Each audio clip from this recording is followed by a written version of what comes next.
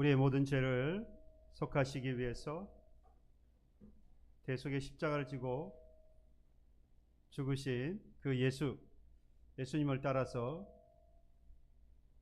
우리의 죄를 그리고 우리의 연약함을 십자가에 다 못 박고 그리스도가 사는 귀한 역사가 우리의 삶 가운데 나타나기를 주님의 이름으로 축복합니다. 그 소리 때문에 집중 못 하셨죠? 사람은 이렇게 민감합니다. 작은 변화에도 참 민감하게 반응하죠. 반응하는 여러분들과 저의 모습을 보면서 정말로 우리 주님께서 우리를 위해서 십자가에 죽으신 그 사건을 다시 한번 우리가 기억하면서 얼마나 섬세하게, 얼마나 세밀하게 우리가 반응하면서 살아왔고 또 앞으로 살아가는지 항상 우리는 돌아보아야겠습니다.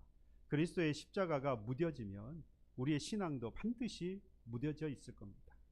그리스도의 십자가가 우리 삶 가운데에 끊임없이 아주 섬세하게 우리를 찌르고 있다면 그 신앙은 분명히 살아 있습니다. 십자가로 인하여 우리의 모든 죄가 속하여짐과 같이 우리도 그 십자가로 예수의 십자가를 다시 한번 바라보면서 우리 스스로 그 십자가 아래 우리가 죽고 그리스도가 사는 놀라운 은혜와 역사가 우리의 삶 가운데 다시 한번 나타나기를 주님의 이름으로 축복합니다. 오늘 본문의 말씀을 읽고 묵상하다 보니까 한 가지 책이 생각이 났습니다. 해밍웨이의 노인과 바다. 여러분들도 많이 읽으셨을 줄로 아는데요. 제가 처음 이 노인과 바다를 접한 건 책이 아니라 아주 어렸을 때 보았던 영화입니다. 아주 어렸을 때 다른 기억나지 않은데 너무 인상적이었어요. 노인과 바다라고 하는 제목만 알았지 그게 누구 것인지도 모를 아주 어린 나이였는데 그럼에도 불구하고 제 인상에 남아 있었던 몇 가지 장면들이 있습니다. 그 장면들은 뒤에서 조금 설명을 드리기로 하고, 이 어니스트 이 해밍웨이가 이 노인과 바다를 통해서 이 퓰리처상과 그리고 노벨 문학상을 받게 되어집니다. 정말 위대한 작품, 걸작이라고 할 수 있겠죠. 그래서 세대를 넘어서 아주 명작으로 다 읽고 또 읽히고 있습니다. 혹시라도 읽지 않으신 분 계시면 아주 재밌습니다. 그러니까 한번 꼭 읽어보시기를 바랍니다. 제가 이 말씀을, 오늘 본문의 말씀을 묵상하면서 이 노인과 바다가 생각이 나서 조금 이렇게 살펴보았는데, 그 다큐 영상을 한번 본 적이 있습니다. 이 어니스트 해밍웨이에 대해서 다큐 영상을 보게 된 적이 있는데, 거기서 보니까 이 쿠바의 가장 아주 작은 한 어촌에서 이 작품을 배경으로 해서 쓴 것을 소개하고 있었습니다. 쿠바의 이 코이마르라고 하는 아주 작은 어촌에서 어촌을 배경으로 해서 이 노인과 바다가 노인과 바다의 배경이 쿠바의 이 코이마르라고 하는 그 작은 어촌인데요.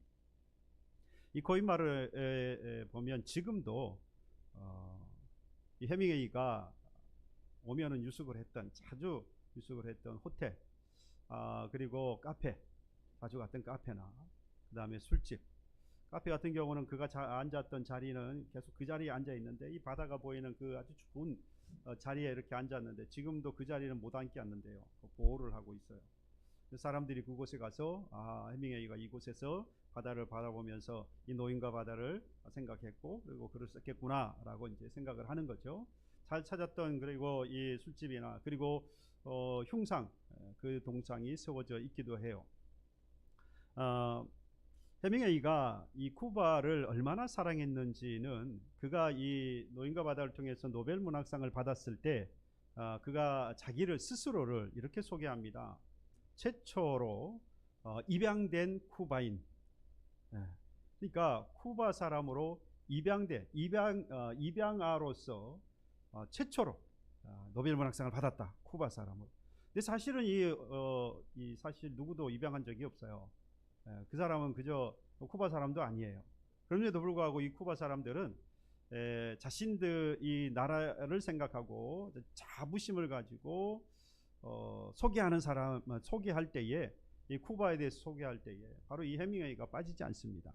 자국민도 아닌데 그가 했던 이 모든 업적들이 정말 위대했고 뿐만 아니라 이 해밍웨이가 쿠바가 해밍웨이를 사랑했다기보다도 이 해밍웨이가 너무 쿠바를 사랑해가지고 그에 대하여서 이 자부심을 나라 국가적으로도 가지고 있는 거예요.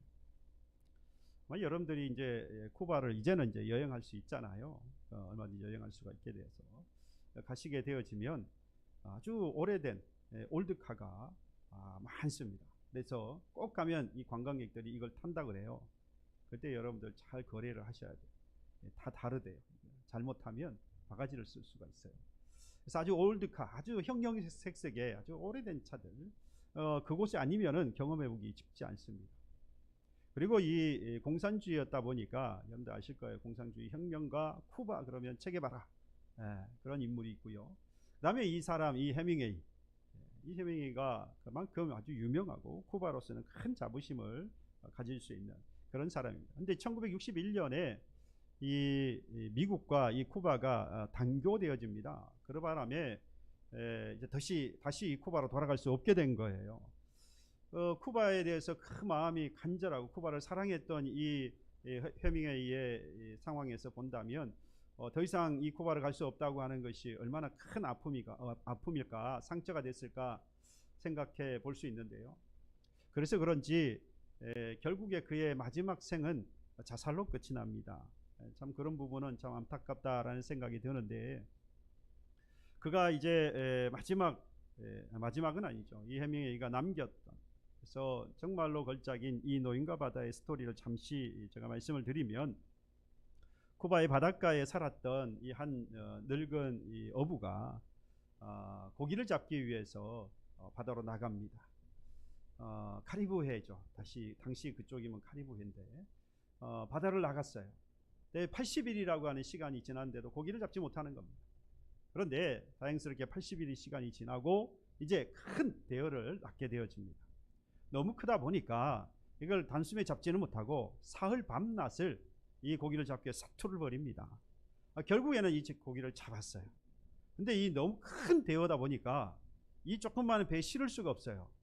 그래서 그 배 옆에다가 이 고기를 묶어서 그리고 이제 다시 출발했던 자기 고향으로 돌아오게 되어집니다. 제가 뭐 책뿐만 아니라 그 인상에 아주 어렸을 때 그 노인과 바다라고 하는 영화를 보면서 생각이 났던 부분이 이 부분입니다. 그 조그마한 배에다가 그 큰 고기를 묶어서 그리고 이제 막 돌아오는 거예요. 정말로 지치고 힘든 상황이었겠죠. 80일이 넘도록 헤매다가 이제 고기를 잡았으니 그 기간도 너무 길었고 그리고 그 사투를 벌여서 너무 힘든 가운데 하지만 잡은 것 때문에 너무 기뻐서 막 돌아오는 겁니다. 근데 문제는 더 큰 문제는 여기서부터였어요. 고기를 잡았는데 그 고기를 노리는 상어가 있었던 겁니다. 이 상어가 이 고기를 잡은 고기를 물어 뜯으려고 잡아 먹으려고 쫓아오는 거죠. 결국 이 노인은 고기를 잡는데도 사력을 다했는데 이제 이 고기를 지키기 위해서도 이제 사력을 다해야 하는 겁니다. 이제 상어와 싸우는 거예요. 어쨌든 이 상어와 싸워서 이 고기를 지키려고 이길 수 있겠습니까? 결국에는 이 상어가 다 뜯어 먹어버리고 이제 항구에 도착했을 때에는 그 뼈만 앙상하게 남은 그 고기에 뼈만 앙상하게 남은 그걸 가지고 돌아오게 되어집니다. 사람들이 보았는데 정말로 큰 물고기를 잡았다라고 말하지만 실상 보여줄 게 없는 거예요. 그냥 그 뼈를 보여줄 수밖에 없게 된 겁니다. 다 탈진을 해버리고 투덜투덜 이제 집으로 돌아오게 되어집니다. 탈진한 상태에서 더 이상 할 것은 없었고 그제 집에 돌아와서 오두막집에 들어가서 깊은 잠에 빠집니다. 이게 사실 노인과 바다의 전체 내용이라고 할 수 있습니다.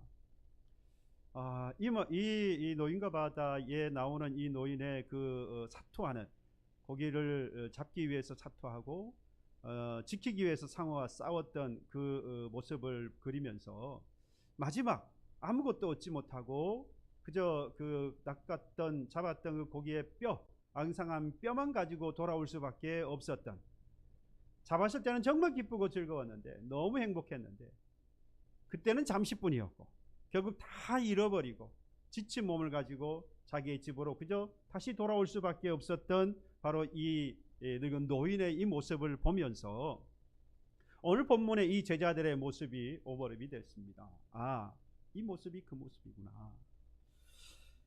대열을 잡았습니다만 세상적인 그 성공의 기쁨, 이건 잠시뿐이었고 인생의 항해를 끝내고 돌아봤더니 앙상한 뼈만 남은, 거기에서 오는 허무감, 그저 이제 지친 오두막에 돌아가서 지친 몸을 누이는 그의 인생 끝.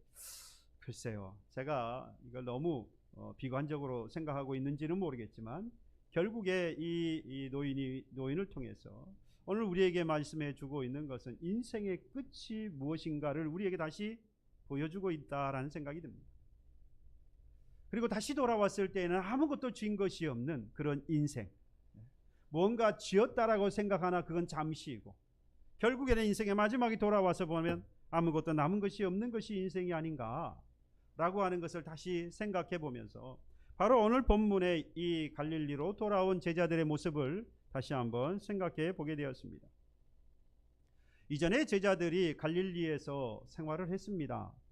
물론 다는 아닙니다만은 이 갈릴리에서 생업을 가지고 고기를 낚아서 살았던 베드로를 비롯한 제자들이 있었지요.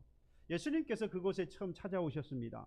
갈릴리에서 고기를 잡고 있던 그들에게 찾아오셔서 너희들로 하여금 고기를 낚는 어부가 아니라 이제로부터는 사람을 낚는 어부가 되게 하리라 라고 하시면서 그들을 불러내셨습니다. 그러니까 갈릴리는 그들의 그들이 살았던 삶의 터전이 옛 사람으로서의 옛날 그들이 살았던 삶의 터전이기도 하지만 예수님께서 그들을 부르셨던 처음 장소이기도 합니다. 사람을 낚는 어부가 되게 하겠다라고 해서 그들의 신분이 바뀌어졌는데 지금 제자들은 다시 이제 어디로 갑니까? 다시 갈릴리로 돌아간 모습이 오늘 본문입니다. 고기잡이에 참 노련했던 사람 아니겠습니까? 그곳에서 잔뼈가 굵은 사람들이에요. 그래서 예수님을 만나기 전에 물고기를 잡았던 그 일이 그들에게 있어서는 정말로 제일 잘할 수 있는 일이었던 겁니다. 그래서 상황은 어찌 되었든 간에 결국에 그 갈릴리로 다시 돌아갔고 그 일을 하게 된 것이죠. 그런데 처음 예수님을 만났을 때처럼 이번에도 마찬가지 똑같은 현상이 나타납니다. 예수님께서 처음 갈릴리에 오셔서 그 제자들을 만나 주셨을 때에 제자들의 상황이 어떠했지요? 아무리 그물을 밤새도록 던졌지만 한 마리의 그 고기도 잡지 못했습니다. 그때 예수님께서 야 깊은 데로 가서 그물을 내리라, 당신이 그렇게 말씀하셨어요. 근데 오늘도 보니까 예수님께서 갈릴리로 돌아가 버린 이 제자들을 주님께서 찾아오셔서 고기가 있느냐 물 때 없다라고 하는 그들에게 야 이번엔 배 오른편에 그물을 내리라 주께서 말씀하셨습니다. 그때에 많은 고기를 얻게 되었죠. 사람을 낚는 어부가 되게 하리라 라고 하셨던 주의 말씀이 있어서 갈릴리로 떠나왔는데 다시 갈릴리로 돌아가서 열심히 고기를 다시 잡았던 그들의 인생, 그러나 그 결과는 어땠습니까? 실패였습니다. 인생의 성공은요, 자신의 욕망을 채우는 거나 또는 많은 재물을 소유하게 되거나 또는 높은 지위와 명예, 권력을 가졌느냐 못 가졌느냐, 그것이 마치 인생의 성공인 것처럼 생각합니다마는 결국에 돌아가서 보면 그것이 남습니까? 결국엔 그것이 다 사라져버리는 것이죠. 영원하지 않습니다. 열심히 살아서 그것들을 소유해 봅니다마는 그것도 잠시뿐입니다. 잠깐 지나고 나면 마치 이 늙은 어부와 같이 앙상한 뼈만 남은, 바로 그 대어인 것 같지만 앙상한 뼈만 남은 것 뿐이라는 것이죠. 여러분, 우리가 이 생명이라고 하는 의미, 그리고 다시 또한 그 생명을 가지고 우리가 살아가는 이유, 이걸 바꾸어 말하면 그리스도 안에서 우리에게 주신 사명, 소명, 우리가 이것을 바로 깨닫지 못하고 살아간다면 이건 먼저 하나님을 무시하는 것이고요, 그 다음에 나아가서 밤새도록 우리가 일생을 살면서 열심히 일하고 그랬음에도 불구하고 모든 것을 다 잃어버리고 헛수고한 이 제자들과 우리는 다를 바 없는 인생을 살아가고 있다라고 말해도 과언은 아닙니다. 인생을 열심히 살고 무언가를 이루며 살아간 것 같습니다마는 결국에는 아무것도 잡은 것이 없는 허무한 인생. 여러분, 바로 그때입니다. 아무것도 잡지 못한 그 바로 그때에 우리 예수님께서 갈릴리로 돌아간 그들, 한 마리도 잡지 못하고 다시 시리에 빠져버린 이 제자들을 주님께서 다시 찾아가셨습니다. 이때의 주님은 처음 제자들을 갈릴리로 찾아가셨던 그 처음 주님과는 다르지요. 그때 예수님은 처음 이 땅에 오셨던 예수님, 이때 제자들, 갈릴리로 돌아간 제자들을 다시 찾아가셨던 주님은 부활하신 이후의 주님입니다. 부활하신 주님께서, 예수님께서 다시 갈릴리로 돌아간 제자들을 찾아가신 겁니다. 여기서 우리가 먼저 생각해 볼 만한 것은 역시 예수님은 먼저 찾아가십니다. 여러분과 제가 잘나서 하나님 앞에 나온 것이 아닙니다. 저와 여러분들이 뭐 대단해서 하나님을 믿게 되는 것이 아닙니다. 우리는 여전히 부족하고, 여전히 우리는 나약하고, 여전히 우리들은 죄가 많은 인생인데, 그럼에도 불구하고 누가 먼저 찾아오십니까? 주님이 먼저 찾아오십니다. 이 제자들을 주님께서 처음부터, 갈릴리 처음부터 찾아가셨는데, 부활하신 이후의 주님도 역시 그 제자들을 다시 찾아가세요. 고기를 잡던 제자들을 찾아가시고, 병든 자도 찾아가시고, 슬픔에 빠진 자도 주님은 찾아가시고, 이방인에게도 찾아가시고, 유대인에게도 찾아가시고, 남자 여자 관계없습니다. 그가 어떤 일을 하는 사람들도 관계없습니다. 주님은 누구에게나 찾아가시는 주님입니다. 오늘 이 시리에 빠져있는 제자들도 주님께서 찾아가셨습니다. 그리고 묻습니다. 너희에게 고기가 있느냐? 밤새도록 너희가 힘을 다해서 노력했는데 과연 너희들이 얻은 것이 무엇이냐 물으신 것이죠. 이때의 제자들의 대답이 바로 인생의 답입니다. 뭐라고 하지요? 없나이다라고. 우리가 열심히 밤새도록 고기를 잡아서 이렇게 이만큼 거뒀습니다 라고 하는 것이 인생일 것 같은데, 결국 그렇게 살아봤는데 결국에는 고백하는 것이 뭡니까? 인생의 끝에 와봤더니, 다 살아봤더니 결국에는 아무것도 없다라고, 없나이다라고 고백할 수밖에 없었던 겁니다. 주님의 제자들은요, 다시 갈릴리로 부활하신 주님을 만난 이후에도 불구하고 지금 다시 갈릴리로 돌아와서 그들이 살아봤더니 뭐합니까? 인생의 자신들의 열매가 아무것도 없다는 사실을 주님을 통해서 다시 한번 깨닫게 되어집니다. 주님의 이 질문을 듣고서야 인간의 욕망에 사로잡혔던 자신들의 모습을 다시 한번 돌아보게 된 것이죠. 성경학자에 따르면요, 요한복음은 20장으로 맞춰도 충분하다라고 이야기해요. 그러니까 예수님 사복음서, 요한복음을 포함하여서 사복음서는 예수님께서의 탄생, 예고와 탄생, 그리고 삶, 그리고 마지막 죽으심까지, 사실은 그 모든 그리고 부활하심, 그렇죠? 부활하심까지. 이것이 이것이 사복음서이고 요한복음을 포함하여서요. 그러니까 사실 그 내용들이 요한복음 20장까지가 다 기록이 되어져 있는 겁니다. 예수님에 대한 탄생의 예고로부터 비롯해서 예수님의 탄생, 그리고 삶, 죽으심, 부활하심, 모든 게 다 기록되어 있다 이 말이에요. 그러니까 특별히 보면 요한복음 20장의 마지막 절인 30절, 31절에 보면 이렇게 말씀합니다. 예수께서 제자들에게 이 책에 기록되지 아니한 다른 표적도 많이 행하셨으나 오직 이것을 기록함은 너희로 예수께서 하나님의 아들 그리스도이심을 믿게 하려 함이요 또 너희로 믿고 그 이름을 힘입어 생명을 얻게 하려 함이라 라고 했습니다. 그러니까 요한복음 20장에 이미 20장까지 이 요한복음에 기록된 이유를 다 말하는 겁니다. 예수가 그리스도인 것을 믿게 하고, 그리고 그 예수로 통하여서 구원을 받는다라고 하는 사실을, 생명을 얻게 된다는 사실을 전하기 위해서 이 요한복음을 기록하였다라고 말하거든요. 그러니까 요한복음을 기록한 목적까지도 다 이야기됐어요. 20장에서 끝난 거예요. 그런데 21장까지 그러면 기록할 이유가 사실은 보니까 없다라는 거죠. 말하고 싶은 건 다 이야기했다라는 거예요. 그럼에도 불구하고 21장에 와서 이 말씀이 기록된 이유, 21장에서 무슨 이야기가 있습니까? 부활하신 그 예수님을 만난 제자들의 사건이 있어요. 그러니까 예수님을 만난 이후에 제자들의 삶, 곧 우리가 이제 지난 부활절이 지났습니다. 부활하신 예수님을 만났어요. 그리고 부활하신 예수를 믿는다고 오늘 살아갑니다. 그랬을 때에 오늘 이 제자들과 과연 우리는 다른가라고 질문했을 때에 뭐라고 대답할 수 있겠습니까?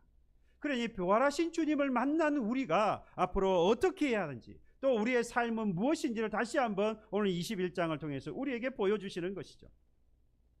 예수님의 제자들은요, 갈릴리에서 예수님의 부르심을 받고 제자가 되었습니다. 하지만 예수님을 따라다니는 동안에 이들의 생각은 예수님과 전혀 달랐어요. 이들은 예수님께서 권력을 잡으시면 그 밑에서 따라서 어떠한 권력을 한번 잡아보겠다고 하는 것이 이들의 생각이었죠. 그런데 지난 3년을 지나면서 어땠습니까? 자신들의 바람대로 되지 않았어요. 오히려 예수님은요, 사람들에게 조롱을 당하고 멸시를 당하고 수치를 당하고 십자가에서 십자가형을 받고 죽기까지 하셨어요. 비록 그 주님께서 부활하셨다고 합니다마는 지금은 더 이상, 이제는 더 이상 그 예수님과 아무런 상관이 없게 느껴지는 거예요. 왜 그렇겠습니까? 그 주님을 통하여서 그 자리를 한번 올라가 보고 싶었던 것이 제자들의 마음이었기 때문에 비록 부활하셨다고 하지만, 약속대로 주님께서 부활하셨다고 하지만 그들의 바람과는 전혀 상관이 이제는 없게 되어진 것이죠. 우리가 생각할 때는 주님께서 부활하셨으니 이 제자들이 약속한 대로 주님께서 부활하신 걸 보고 너무 기뻐했겠구나, 그래서 그 주님을 이제는 한번 열심히 믿고 살아야 되겠다는 마음이 생겼겠구나 라고 하는 건 그저 우리의 착각일 뿐이에요.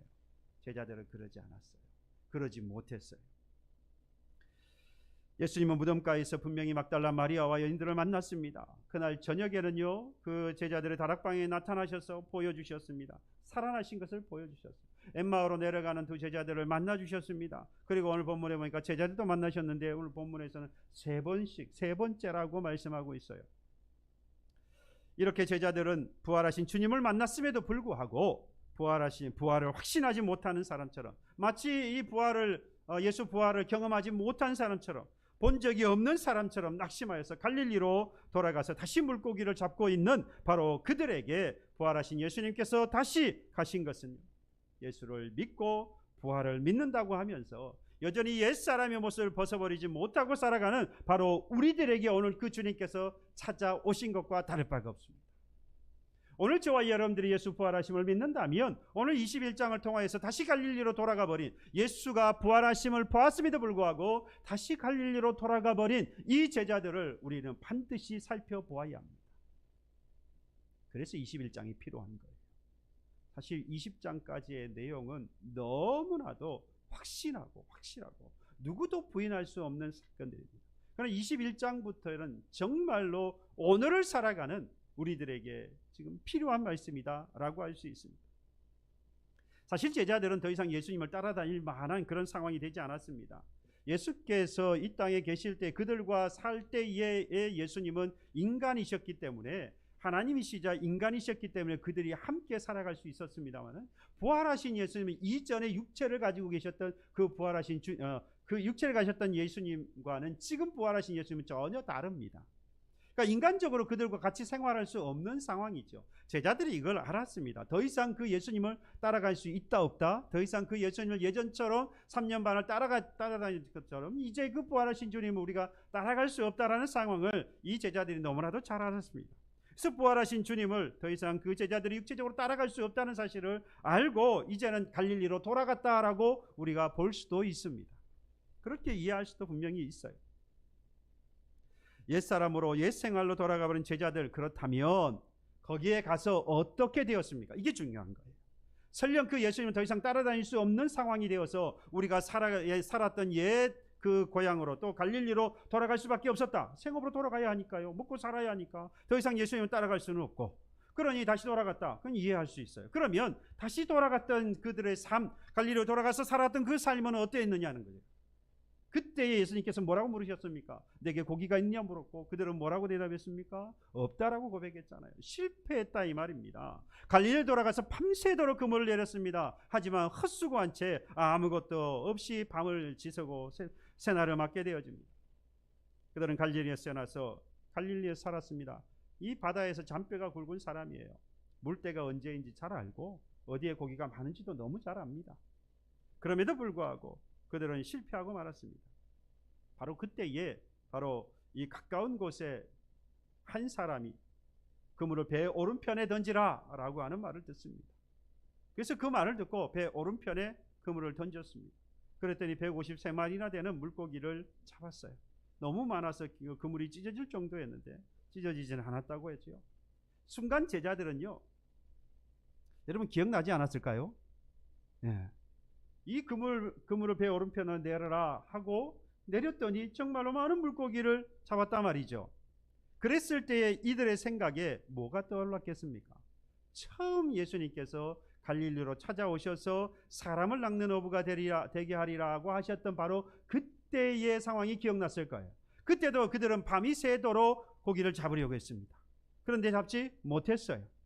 그래서 주께서 말씀하셨죠. 깊은 데로 가서 그물을 내리라. 그랬더니 배가 2배 차도록 고기를 잡았습니다.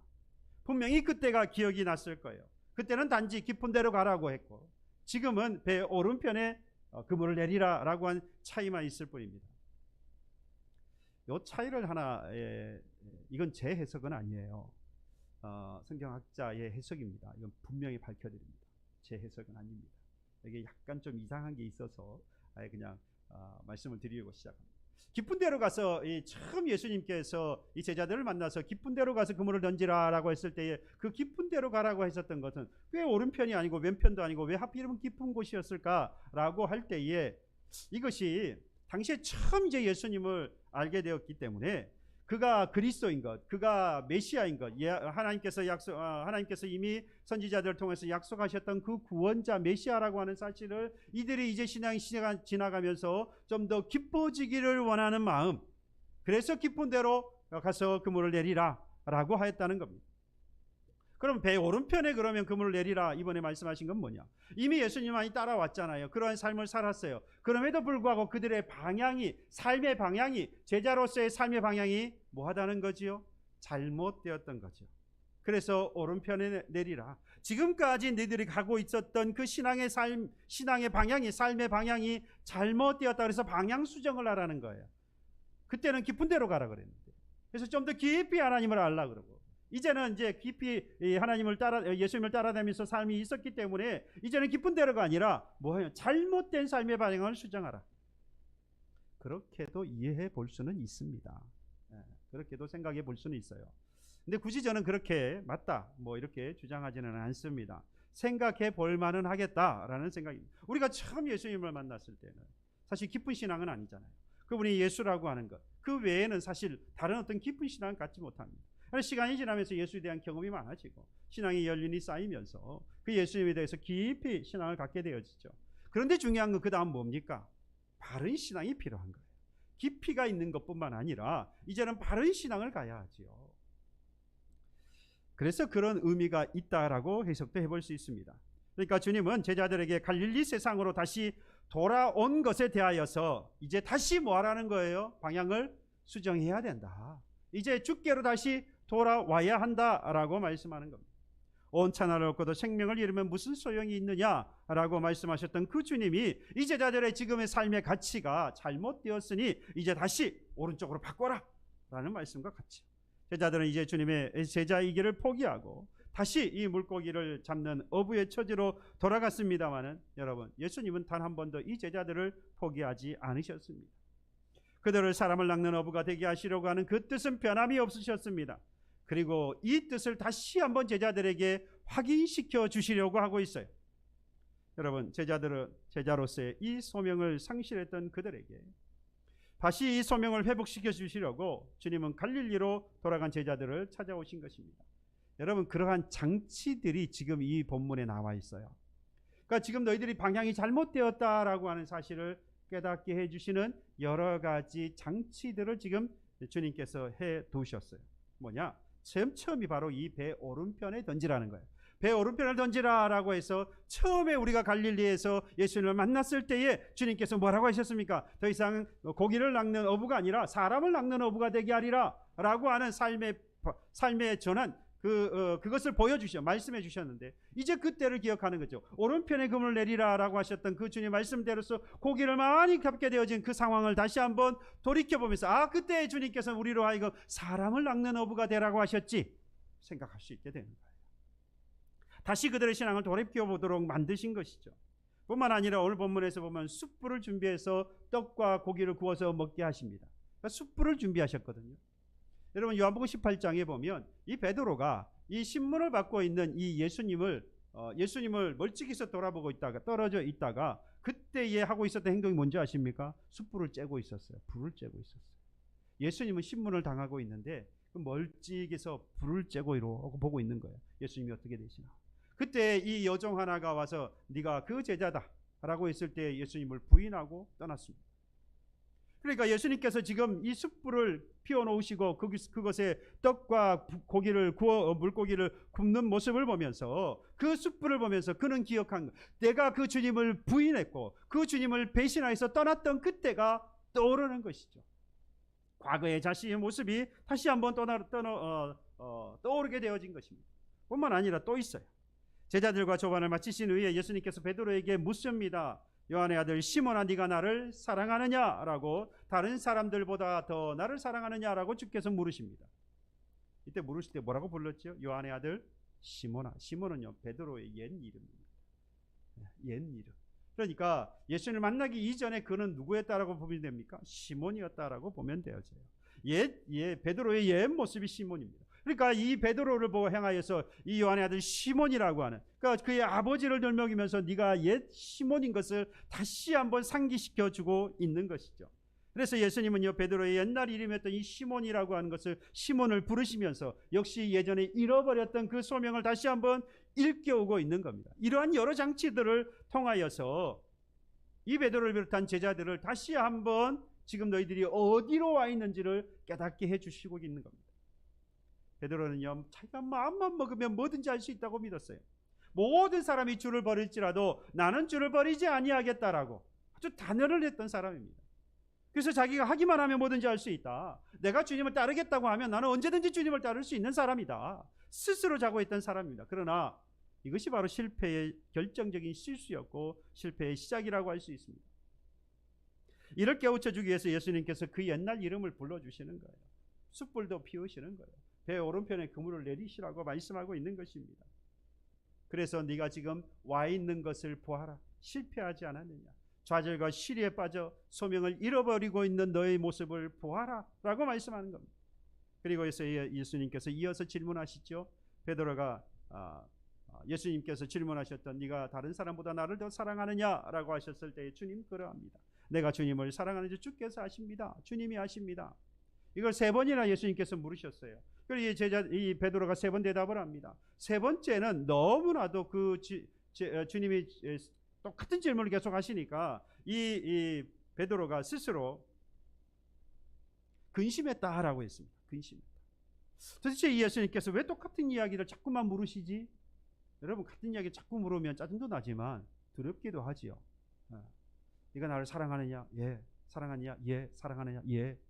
내가 주를 사랑하는지 주께서 아시지 않습니까? 자꾸만 물으니까 이 마음에 근심이 생기는 거예요. 그런데 여러분, 예수님께서 이와 같이 3번 연거벗어 물으실 때는 분명히 이유가 있었습니다. 유대인의 율법상 규례상 보면 3번을 고백해야 그 고백이 온전한 고백입니다. 그러니까 사랑하느냐 물었을 때 사랑합니다. 사랑하느냐? 사랑합니다. 사랑합니다. 사랑하느냐? 사랑합니다. 그래야 진짜 사랑으로 인정받는 거예요. 오늘 집에 돌아가시면 3번 물으셔야 됩니다. 한 번 물어서 대답했다고 넘어가시면 안 돼요. 예. 사랑합니까? 예. 사랑해요. 사랑합니까? 예. 사랑합니까? 사랑한다고. 거기까지 나오면 그건 인정해야 됩니다. 용서도 마찬가지예요. 용서하는 것도 마찬가지로 3번 용서가 되어야 그게 완벽한 용서가 되는 겁니다. 그러니까 예수님께서는 베드로를 용서하시고 베드로에 대한 변함없는 사랑을 지금 뭐 하고 계십니까? 확인시켜 주고 있는 거예요. 그를 근심하게 만들고 걱정하게 만들려고 하는 게 아니라 지금 내가 너를 사랑하는 것이 너무나도 온전하다. 변함이 없다. 내가 지금 너를 용서하는데 완벽하게 용서. 지금 우리는 한번 용서했다 그래도 이렇게 남겨뒀잖아요. 그죠? 그래서 시간이 지나서 다시 그럼 내가 그럴 줄 알았다. 내가 저번에 내가 그럴 줄 알았는데 뭐 이러면서 용서했다고 하지만, 사랑한다고 하지만 꼭 여기 남겨둔 게 있잖아요. 주님은 그렇잖아요. 변함이 없이 지금까지도 사랑했던 것을 이 베드로에게 말씀해 주시고 있고, 내가 너를 모든 그 잘못된 것들을 다 용서했다고 확실하게. 그러니까 베드로는 사실 근심할 일이 아니라 주님이 이와 같이 나를 지금 생각하고 계시는구나 라고 확신하면 되었던 것이죠. 그러니까 예수님은요, 베드로와 같이 이 베드로에게 대해서 사랑과 신뢰를 지금 회복시켜주고 있는 바로 그 순간이었던 겁니다. 그를 위하여서 예수님께서 뭐 한 것입니까? 이곳에 찾아오신 거예요. 그리고 내 양을 먹이라고 지금 말씀하십니다. 주어진 소명을 이제는 드러내놓고 뭐 하시죠? 이들에게 깨닫게 해주십니다. 처음에 갈릴리에서 내가 사람을 낚는 어부가 되리라 라고 하셨던 그 소명이 이제 다시 갈릴리로 돌아가 버린 그들에게 주님께서 찾아오셔서 그들로 하여금 완벽하게 사랑하고 계시고 다시 완벽하게 용서하고 계시는 것을 내 양을 먹이라 말씀하시면서 소명을 깨닫게 해주고 계시는 것. 여러분, 이 기회를 놓치면 되겠습니까? 이 기회를 놓쳐서는 안 됩니다. 오늘날의 많은 교회 지도자들을 비롯해서 교회들과 그리고 교회 지도자들 그리고 모든 교인들, 정말 예수님을 진정으로 사랑한다, 다른 사람들보다 내가 예수님을 사랑한다, 부활하신 주님을 위해서 오늘도 우리가 살아가고 있다라고 하지만 진심으로 그러한지 묻는다면 정말이라고 대답할 수 있을까요? 왜 제가 이런 말씀을 드리느냐? 요한복음 14장에 보면 이렇게 말씀합니다. 너희가 나를 사랑하면 반드시 나의 계명을 지켜야 한다라고 했어요. 저는 이 말씀을 보면서 너무 쉽지요. 생각해보면 너무 쉽습니다. 내가 나를 사랑하느냐? 주께서 말씀하시는 거 지켜야지. 너무나도 당연하게 느껴지는데, 오늘 이 자리에 계신 신앙의 연륜이 있고 경륜이 있고 그리고 오랜 시간 하나님에 대한 경험이 있는 여러분들, 그 말은 이제 바꿔 말하면 부활하신 주님을 만났다라는 이야기예요. 그 전까지는 예수님을 따라가잖아요. 그리고 부활하신 주님을 이제 만났어요. 이건요, 대단한 경지에 오른 사람입니다. 신앙의 경륜이 대단한 거예요. 그런데 문제는 뭐냐? 신앙의 연륜과 경륜과 경험이 쌓이면 뭘 하기 시작하느냐? 있는 계명 그대로를 바라보지 않아요. 자신의 경험과 자신의 그 신앙의 경륜에 따라서 선을 긋기 시작합니다. 왜냐? 살아보니까 이건 이 정도 하면 되더라. 신앙생활 해보니까 이건 요 정도 하면 되더라. 처음에는 안 그랬어요. 처음에 예수님을 만났을 때는, 갈릴리에서 처음 만났을 때는 예수님이 가자고 하는 대로 가는 거예요. 말씀하시는 대로 다른 생각이 없어요. 그냥 그대로 따라가요. 그런데 어느 정도 경륜이 쌓이고 나니까 이 정도는 해도 되더라, 이거는 안 해도 되던데, 언젠가부터 자신이 기준이 되었어요. 자신이 경험하고 자신이 지금까지 세워왔던 그 신앙의 연륜에서 나오는 것들, 그 선을 가지고 이제는 신앙생활하는 겁니다. 그러다 보니까 주께서 말씀하시는 네가 나를 사랑하느냐라고 했을 때에, 또는 네가 나를 사랑하면이라고 했을 때에 스스로가 뭐라고 생각합니까?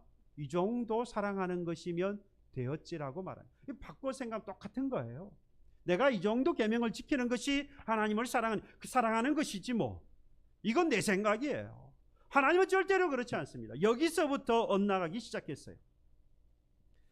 예수님의 계명을 따라서 서로 사랑하며 섬기는 것이 예수님을 사랑하는 길입니다. 오늘날 교회가 타락해서 명예와 그리고 권력에 사로잡혀서 심지어는 지체끼리 미워하고 시기하고 나아가서 이 사사로운 욕망을 채우기 위해서 분열하고 분쟁하지 않습니까? 교회가 돈을 사랑합니다. 만몬이라고, 돈을 사랑합니다. 주님을 배반하는 것을 아주 너무나도 쉽게 생각합니다. 그리고 뭐라고 말합니까? 주님을 사랑한다고 해요. 왜? 우리는 이 정도 했으니까. 주님은 전혀 그렇게 말씀하지 않는다. 사랑을 낚는 어부가 되어야 할 소명을 잊어버리고요, 물고기를 잡으러 갈릴리로 돌아갔던 제자들처럼 여러분 세상을 따라가고 있지 않습니까? 세상의 물결에 따라서 인간의 욕망과 욕구 그리고 방법을 따라간다면 본문의 제자들처럼 우리도 아무런 물고기를 얻지 못하고 헛된 수고로 인생을 낭비하고 허무한 인생으로 결론을 짓고 말 것입니다. 여러분, 주님은 이미 아셨어요. 마태복음 26장 32절에 보면요, 그러나 내가 살아난 후에 너희보다 갈릴리에 먼저 가리라고 하셨어요. 그러니까 주께서, 우리 주님께서는 이미 이 제자들이 부활하신 주님을 만나고도 갈릴리로 돌아갈 것을 너무나도 잘 아셨어요. 그래서 주님께서 너희들이 나를 만나기 전에, 살아난 후에 너희보다 먼저 내가 가리라라고 말씀하신 겁니다. 우리 주님은요, 너무나도 잘 알고 계셔요. 우리가 아무리 감추려고 해도 우리가 부활한 주님을 만났다라고 해요. 주님을 내가 그래서 너무나도 사랑한다고, 주님을 위해서 살아간다라고 말은 하고 있지만 우리가 얼마나 연약하고 얼마나 악하고 우리의 생각이, 우리의 마음이 어디로 가고 있는지를 주님은 너무나도 잘 아세요. 우리는 가리지만, 우리는 숨기지만, 제가 여러분들한테 숨길 수 있고 여러분들이 저 앞에 모두가 다 우리를 서로 속이고 숨길 수 있지만 하나님은 다 아시는 거예요. 부활하신 주님을 만나고도 갈릴리로 사명을 버리고 세상으로 돌아갈 것을 우리 주님은 너무나도 잘 아시고 지금 다시 어디로 오십니까? 갈릴리로 오고 계시는 거예요. 그들을 만나주신 것처럼 부활하신 주님을 만났음에도 불구하고 여전히 연약한 우리를 회복시켜주기 위해서 다시 그 만나주시는 그 주님, 그 주님의 심정을 우리는 좀 헤아릴 필요가 있어요. 갈릴리로 다시 돌아오고 계시는 그 주님의 심정이 어떻겠습니까? 이제 그 부활하신 주님과 우리가 동행할 수 있기를 바랍니다. 그가 어디로 가시든지, 가라고 하시든지 가고 따라가야 할 것입니다. 다시는 갈릴리에서 주님을 만나는 일이 없기를 간절히 소망합니다. 세상이 왼편으로 그물을 던지라고 유혹할 때에 주의 말씀에 의지하여서 오른편으로 그물을 던지는 믿음이 있기를 소망합니다. 또한 용서와 사랑과 평강을 베푸시는 부활하신 그 주님이 우리를 찾아오셔서 우리가 주님의 뜻을 따라 하나님의 사랑 그리고 이웃을 사랑을 회복할 수 있도록 기도하고 준비해 가야 할 것입니다. 부활절이 지나갔습니다마는 갈릴리로 다시 오신 그 부활의 주님과 다시 한번 동행하면서 주님이 주시는 그 생명을 가지고 사랑하며 소명을 다 감당해 나아가는 저와 여러분들이 되시기를 주님의 이름으로 축복합니다. 찬양하겠습니다. 찬송가 440장 찬양합니다.